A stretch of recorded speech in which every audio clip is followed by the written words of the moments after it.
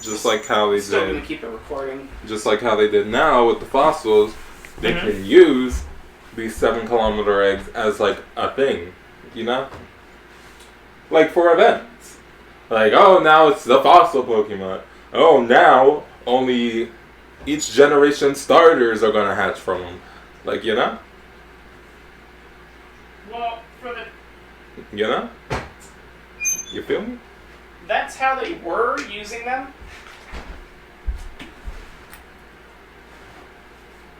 Don't leave me hanging.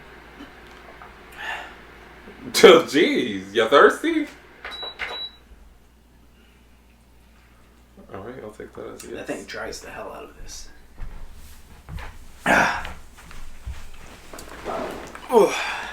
Yes, but I yeah, am you get thirsty. me? Because my thing was making sure at one point it was making sure my egg thing was full so I didn't have to get any whatevers. 7-kilometer eggs because we already, at that one point when it was just the low limits. Oh, yeah. I was like, I ain't getting no 7-kilometer eggs, get that out of here.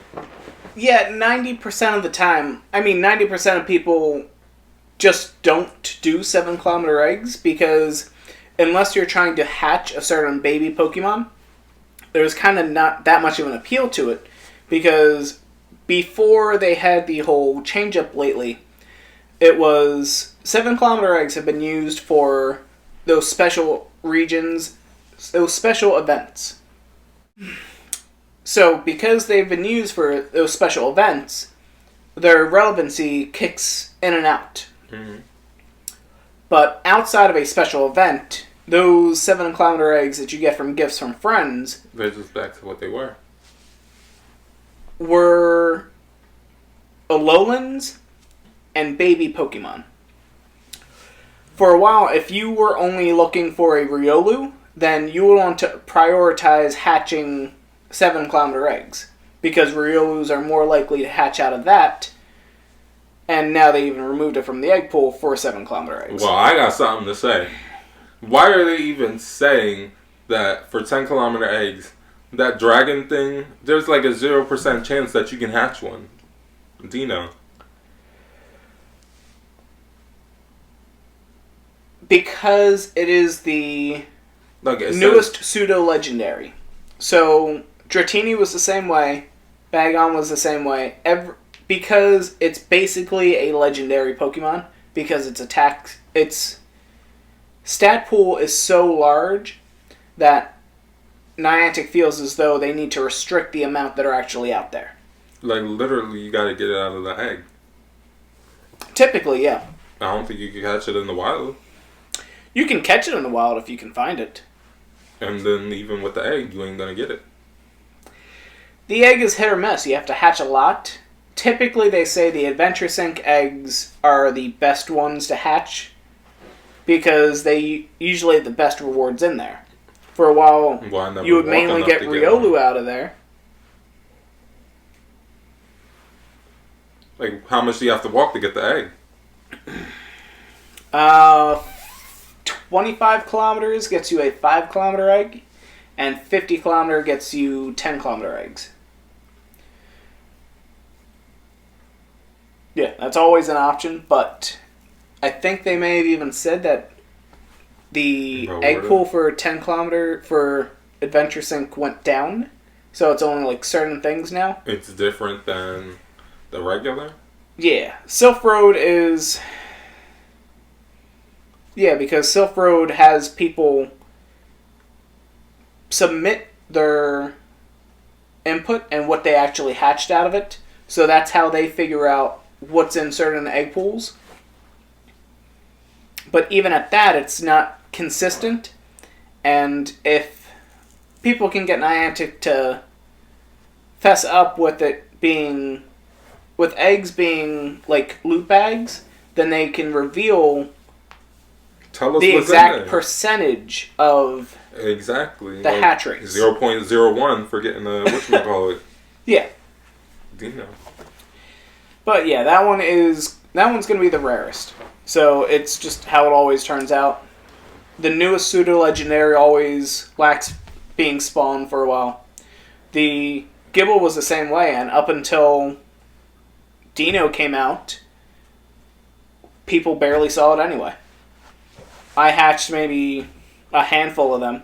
I hatched one, and then another one like 4 or 3 months after that. Okay, but with all your rare candies, it wouldn't matter. You wouldn't need to catch them. No, but you need one. Rare candies help with evolving, but not for IVs. So, until you hatch a good one, why are you going to waste the rare candy on them? Because the second you waste the rare candy on them and evolve them, then you're going to end up wasting... Then you'll get a better one. It's just Murphy's Law, so... The second you evolve something, it's just going to happen. In other news, I got my Superior. Yippee. Congratulations. On to the next. On to the next. Okay, so the other thing... Oh, right, the micro events going on. So, even though they didn't say specifically, but they changed up the events going on. They still had them coming out, like every Tuesday and Thursday. So, Tuesday was Spotlight Hour, which this week, despite our augmented sync, which it was obviously just pure speculation, as it always is, but instead of a specific Pokemon, because I think we almost had them nailed when it came to our theory for the augmented sync, we had said it was Johto Pokemon. That was a Johto lead. From Gen 2, Pokemon that were off-brand, still had a shiny, nothing too crazy in means of the meta. So I was convinced that if they kept to that formula, then it would have been either Sunkern, Snubbull, or Natu. Because those shinies are still in the pool somewhere, but players don't really get the chance to capture them too much. That's the same thing that happened with Onyx and Spoink. Because those ones were off-brand, had some relevancy, some people like them, some people want them. So certain players would be willing to go out and play it. And then Onyx, everyone... No, but the other one, yes. Everyone completely... basically mad about the previous week's mystery bonus being double raid XP or something like that. Because I think, like, maybe 5 people went out, but otherwise... I don't really see many people going out for that. Because, yes, double raid XP... It helps to an extent, but unless raids are increased and people are getting passes for it, there's not that much of a draw for players to be out there. Because right now, once a player hits level 40, there's no other bonuses to help them. Exactly. There's not even a recursion type system that Ingress has, Well, where you can actually reset your level and then go through the leveling process again. Well, why did they stop at 40? Because they had to keep things manageable. I think 40 is just the level that it ended up working out. Because if they increase the level cap, then they have to change other things around as well. The Pokemon. Yeah, they'll have to change the arc.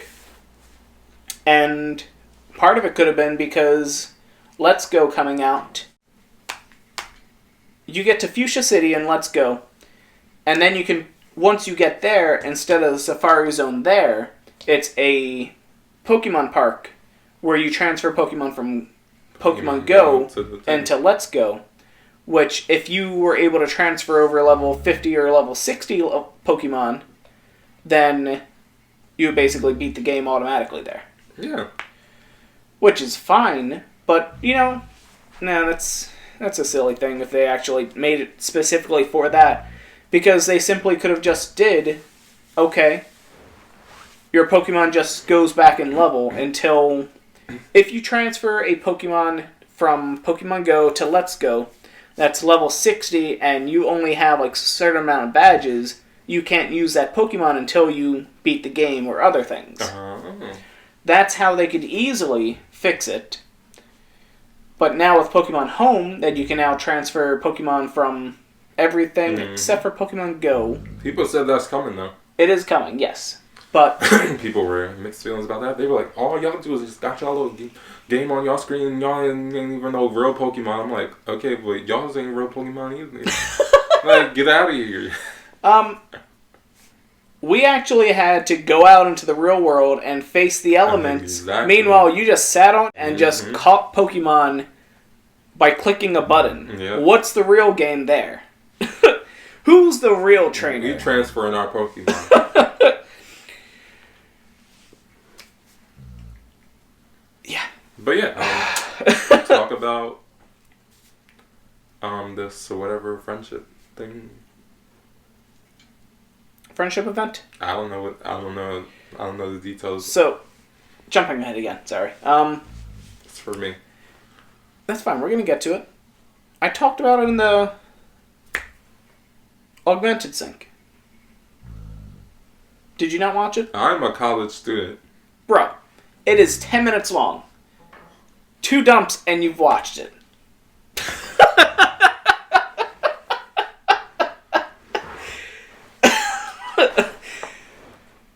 But it's good you have that type of focus. That's why you're in school, so. He's a classy guy. Yep. Anyway. Try to be. But basically the French... No, hold on.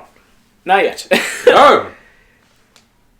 Let's finish with these events first. So, what they ended up doing, instead of the Spotlight Hour being a specific Pokemon, they actually made it so that it was just a lot of Pokemon spawning. That's why I was wondering why when I went to the park, I was like, what is all these Pokemon doing here? Because everyone voiced their opinion that we are at a drought of Stardust.